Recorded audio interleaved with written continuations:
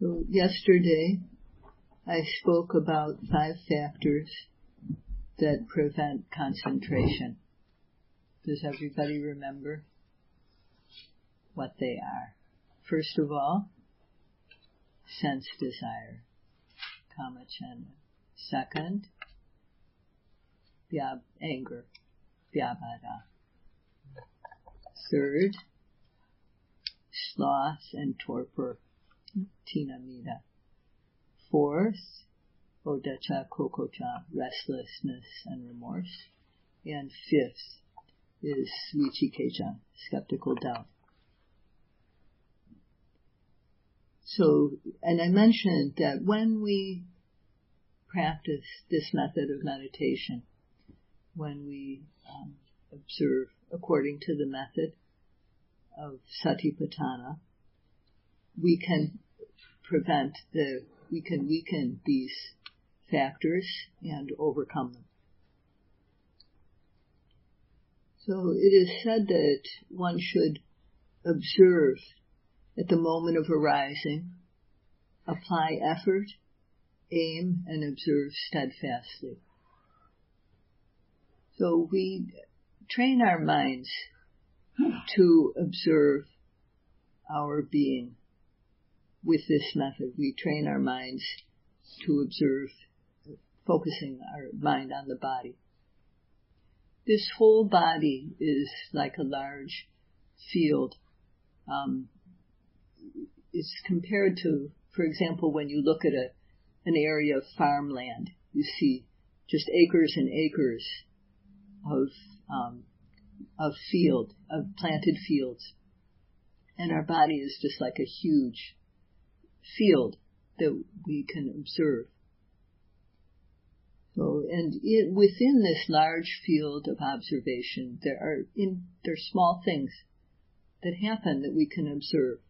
For example, moments of seeing, moments of hearing, moments of smelling, tasting, touching, thinking. This happens within us. And when these things happen, we can observe them. They're like little events within the field of observation. Or in another way of saying it, there are moments of the abdomen rising, the abdomen falling. There's moments of sitting, the body sitting. There's moments of touching, moments of bending, stretching, lifting, lifting of the foot, moving of the foot, placing of the foot, blinking the eyes, opening and closing the eyes. So these are all observable objects, like little patches within a big field of observation. We train ourselves to observe the rising and the falling of the abdomen in sitting when there's nothing else happening. Other things that arise are also to be noted. So these are the arising objects. This is when I said at the moment of arising. It means at the moment of object of observation. At the moment of arising, we apply effort, aim to observe it steadfastly. So this is really the only task of the yogi, is to observe the object, the prominent object, right when it arises with effort and aiming. And effort is what gets the mind to the object. Without effort, there will be laziness. But when there is effort, then the mind becomes warm. It gets heated up gradually. And therefore, the mind is not cool or sluggish. It's not lazy. So this effort prevents intense laziness from happening. So aiming is the factor that makes our effort just right, neither too little nor excessive. And this factor of aiming the mind makes the mind blossom like a flower blossoms. It makes the mind open up. Without aiming, the mind will shrink back, and it will become cold. And just like when butter becomes cold, the butter, when it's cold, it is hard to work with. You can't cut it easily, you can't spread it. And the same thing with the mind. When the mind is cold, it is unworkable. So we need the factor of aiming to prevent that from happening. And when the mind has the factor of aiming, then the mind won't be dull or sleepy. So each time the abdomen rises, each time the abdomen falls, we should apply these two factors to observe the object. And when there's another object that is prominent, we observe that. But the main thing is that these two factors have to be applied each time there's an object to observe. And when these two factors have good momentum, then the mind is alert. It's fresh, warm, and alert. And this is a benefit that we get right away from the practice. When aiming and effort are strong, then mindfulness arises, sati. And sati is what sticks with the object. It sticks firmly on the object, and it is collected. It makes the mind get collected on the object.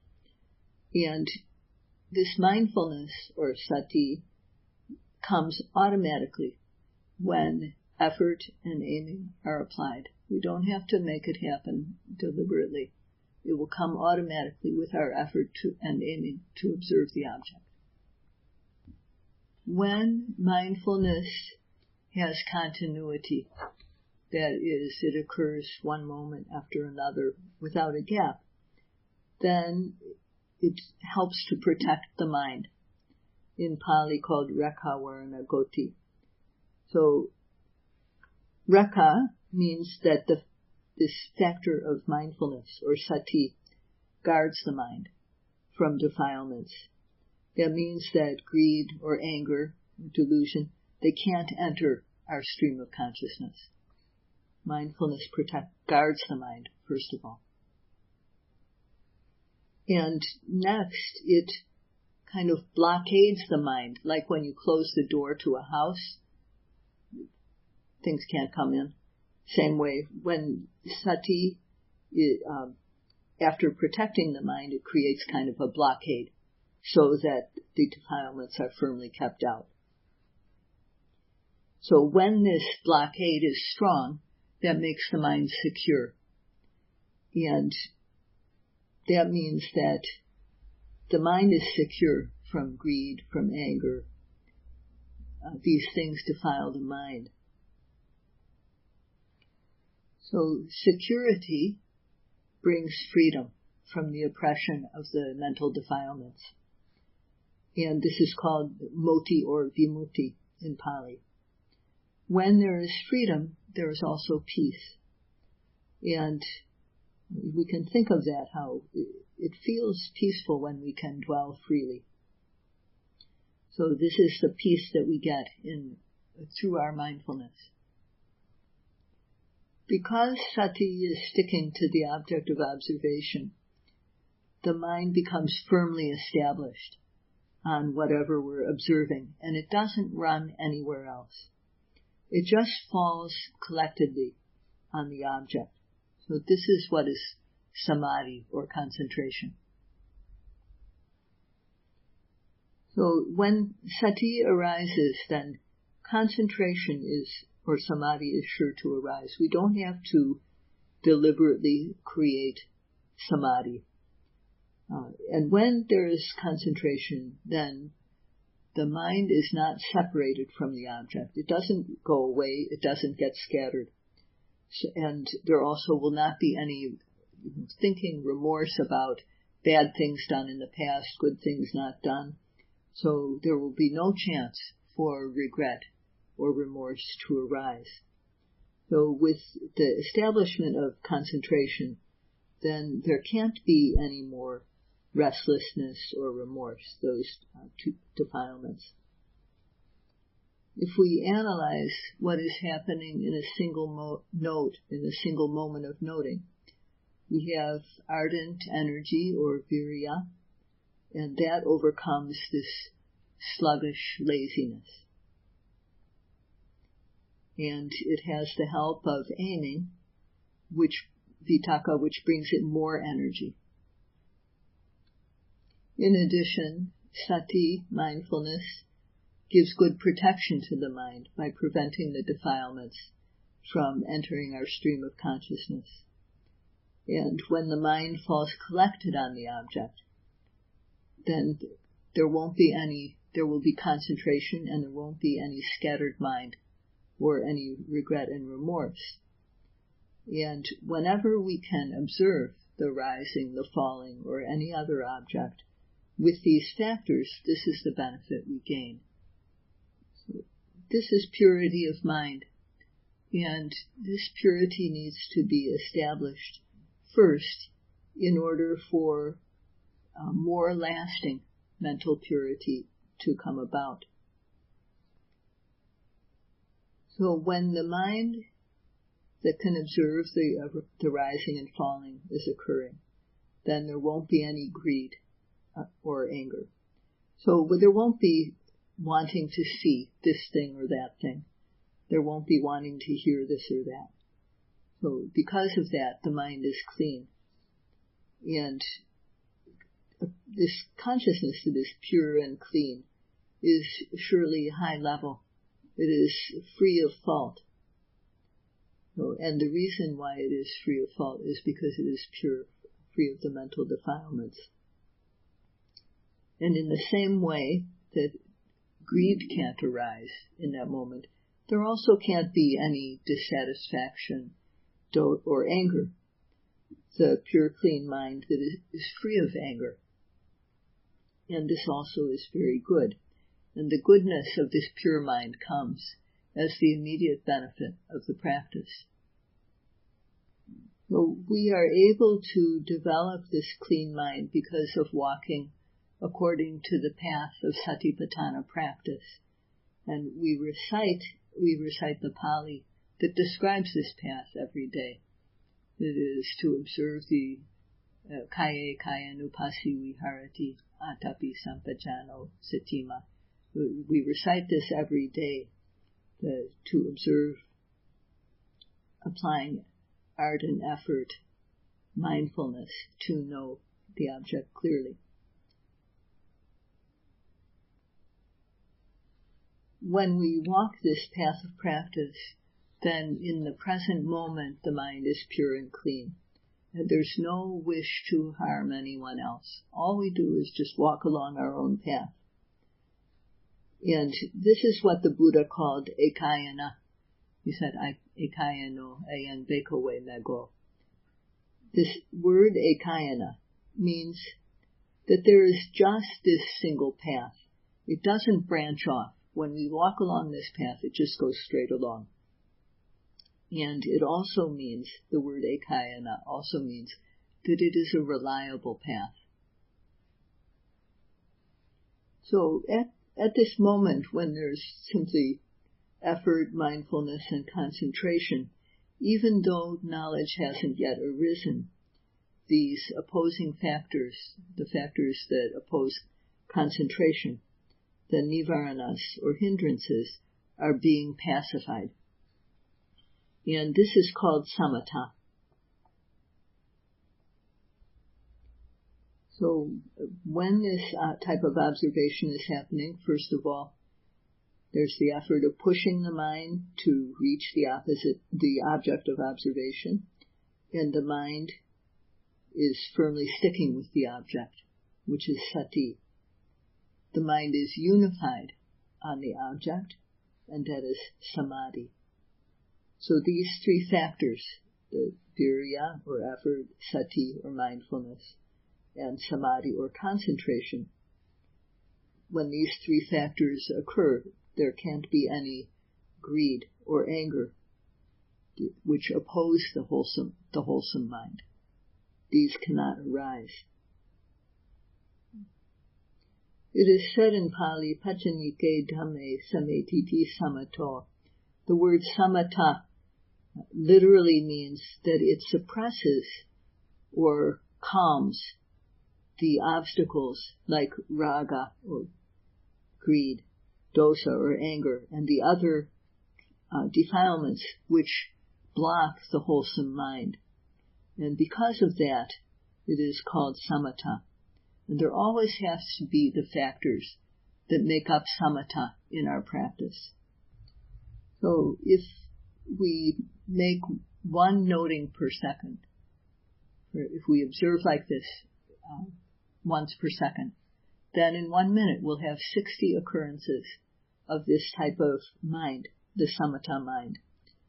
And if we're noting slower than that, maybe say every other second we're noting like this, then still there will be 30 times each minute that this samatha, the mind with samatha, is occurring. So if we keep on going for 5 minutes or an hour, at this rate we can calculate for ourselves how many moments of this consciousness there would be. So this type of consciousness is called the bhavana mind, bhavana consciousness. And this consciousness that possesses or that contains effort, mindfulness, and concentration is pure. It's the necessary foundation for knowledge to arise.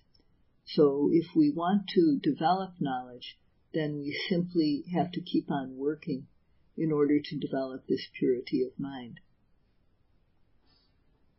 Okay, so what do we come to know? I know that this has been mentioned previously, but I will say it again because it seems appropriate. That normally, when we're not meditating, we see things in terms of concept, and we have to work in this way. Conceptual reality is real. There really is. I really have a mother, a father. These people really exist. Things like that. Mother and father are just concept, but they are concepts that we need to use in the world. And this is what we work with in our daily life. And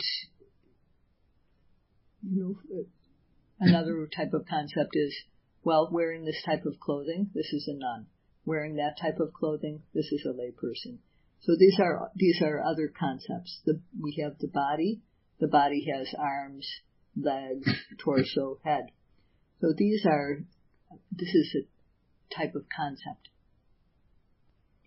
So this concepts like arm, leg, stomach, things like that, these are called concept of form.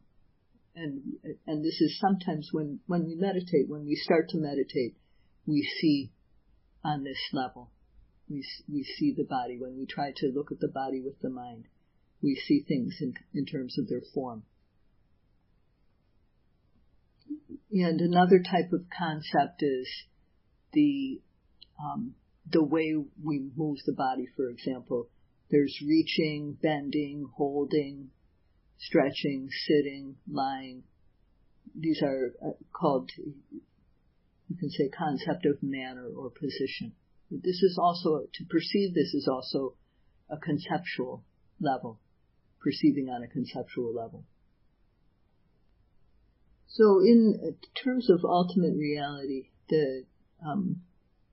according to the teaching of the Buddha, there are 4 types of ultimate reality, and they are mind, or consciousness, and mental factors that accompany the mind, called cetasikas. And then there is matter, or rupa, and nibbana, or liberation. So in terms of ultimate reality, the body is matter. And this matter is made up of 4 basic building blocks, which are the 4 great elements. So these 4 elements are, and most people can understand this, the earth element called Patavi Dhatu. And this manifests as hardness or softness, firmness. And when we, for example, in the body, if we feel the body, we feel the bony area, we're feeling that boniness is bones are predominantly earth element, so they feel hard. There's a lot of earth element in the bone. So this is, and also the fleshy area, this is also, when we feel something soft, that is also earth element, but the earth element is much less in that area. So parts of our body have, some parts of our body are predominantly earth element.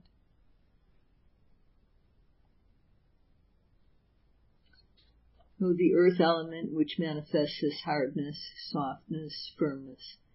And then the water element, apo dhatu, which manifests as flowing, or as stickiness, or cohesiveness, solidity. This is the water element. So we can understand the water element when we think about making bread. When you make bread, you have to add water to flour, and then it sticks together.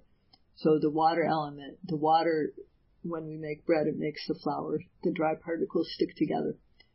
And then we have a cohesive thing. When we have a lot of water, then it can flow. So this is how the water element functions in our body.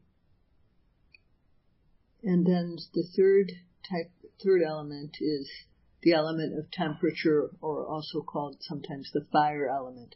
But it's not just warmth, it's heat, warmth, coldness, and also lightness. When things are light, if they feel light, not heavy, then this is also because of the element, there's a lot of heat, so it becomes light. And this is called tejo dhatu. And then there is the element of air, the wind element, or vayu dhatu. And this manifests as supporting, or stiffness, or tightness, movement, pushing from one place to another. These are all ways that we can perceive the air element. So these are names like earth element. We can't actually see the earth element. Earth element is just a name, but we can perceive the hardness or softness, firmness, and so on. So when you talk about your experience, no need to say earth element, the earth element is obvious. Just let me know about hardness, softness, and things like that. So as I started to mention, in the body, we have many parts, and according to the Buddhist texts, there are 32. And of these 32, about 20, hair of the head, hair of the body, nails, teeth, skin, and so on. All the organs, the heart, the liver, and so on, including the brain. These are all predominantly earth element. So when we feel some area, when our attention is on the stomach, for example, we can be aware of it, that type of thing, the stomach, for example, or the muscles, the sinews, the bones. These are all predominantly earth. So qualities of hardness, softness, firmness can be found there. The water element, there are about 12, the remaining 12 of the 32 parts are predominantly water. Things like blood, tears when we cry, sweat when we sweat, urine, things like bile, all the types of liquids that we have in the body are predominantly water element. And then there's also the element of temperature in the body, or the fire element. For example, there's the type of, I guess we have to say fire, that keeps our body at the right temperature so that we can stay alive. That's one type of temperature element. There's also the fire that helps us to digest the food. So these are just two examples of the fire element in the body. And then there are 6 types of air that we can experience in the bodies. Like, for example, when we burp, when there's air coming up, or when we cough, this is considered one type of air, upward moving air. And when we pass gas, that's another type of air, downward moving air. There is one type of air within the stomach, and then there is another type of air within the intestines that helps to push the food down. And then there is air that, without which we can't move, the air that goes through our limbs. And then there's also the air of the in-breath and the out-breath. So these are the types of air. But the main point is that air can also be found in the body.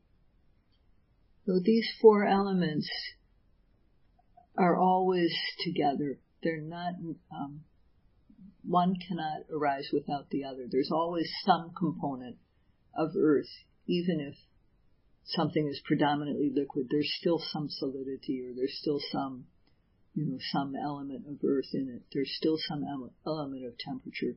There's still some element of air, even if something is predominantly water. So these four elements are always combined. It's just the difference is that which one is predominant. So these things like hardness, softness, they arise and they pass away. So this ultimate reality, these qualities of hardness, softness, and so on, this is what we call true nature. In addition to physical true nature, there is also mental. The mind has the characteristic of knowing. So this is also something that we can become aware of when we meditate. And we have to say that this is true nature. So in addition to consciousness arising together with consciousness, there's always the factor of Vedana, that is the quality of pleasantness, unpleasantness, or neutrality. And another one is perception. Perception that recognizes what something is. Okay, so these things, when we observe, we can come to know them. But when we observe our mind and body, these aren't always apparent. They won't be apparent at the start. And when we are meditating, they start to become more and more apparent. But when the mind sees on a conceptual level, it's said that when concept is apparent, then the ultimate reality is submerged. But when the ultimate reality starts to appear and appears, then the concept disappears. So we gradually come to see more and more, see less and less concept. But as the practice develops, we see first on the conceptual level, or we see concept and ultimate reality mixed together, not clearly. And as our concentration becomes stronger and stronger, then we see the ultimate reality as distinct, and we no longer see the concept. So at first, when we watch rising and falling, we may see the shape of the abdomen or how it expands, but at least our mind is staying with it. And as we continue to observe, then we may find at times when we put the attention on rising, we feel something like tight, it becomes tight, or it becomes stiff, or we feel some physical quality. That is the mind connecting with the ultimate reality at that moment. So it's necessary to come to see these qualities, to see beyond the concept, in order to see the true nature, It's necessary to develop the mind to be able to see like this, because only then can we see that in addition to having this type of characteristic, these things arise and then they pass away. They aren't stable. So after we can see on the level of seeing just the quality, the physical quality, or the mind knowing, this also is ultimate reality. These things begin and then they end. So at the beginning, the fact that something starts and ends only becomes apparent when we can see the true nature. So we have to try to see the true nature of things, to see physical, to see mind, and to see these qualities as I've mentioned. What enables the mind to be clear about the object is a factor that arises due to effort and aiming. When there's application of effort and aiming, and the aim becomes very accurate, then it's like the mind rubs against the object. And it's kind of like when when you're playing baseball or something like that, that you hit the ball really properly. When you hit the ball right and it just goes. I don't know if this is clear to you, but for me, I know. Or when you're shooting marbles and you shoot the marble and it hits the marble you're trying to knock, and knocks it just so it really pushes the marble properly. That's like the property of vichara. You understand what I mean? Do you understand what I mean? Yes. Yes. Thank you. So that factor, when vichara is there, then we have no doubt about what it is that we're seeing, because it makes it very clear that contact with the object, like the mind is rubbing against the object. Vichara is also called sustained application of the mind. And just like when you get a good hit in baseball, you feel joy. The same thing happens when the mind is sustained on the object with vichara. There's joy that arises, piti.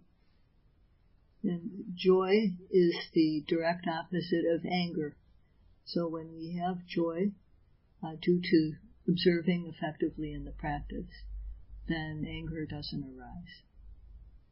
So this is enough for tonight, but I hope that everyone will continue the practice to suppress and overcome the obstacles to concentration so that knowledge can be developed and liberation can come.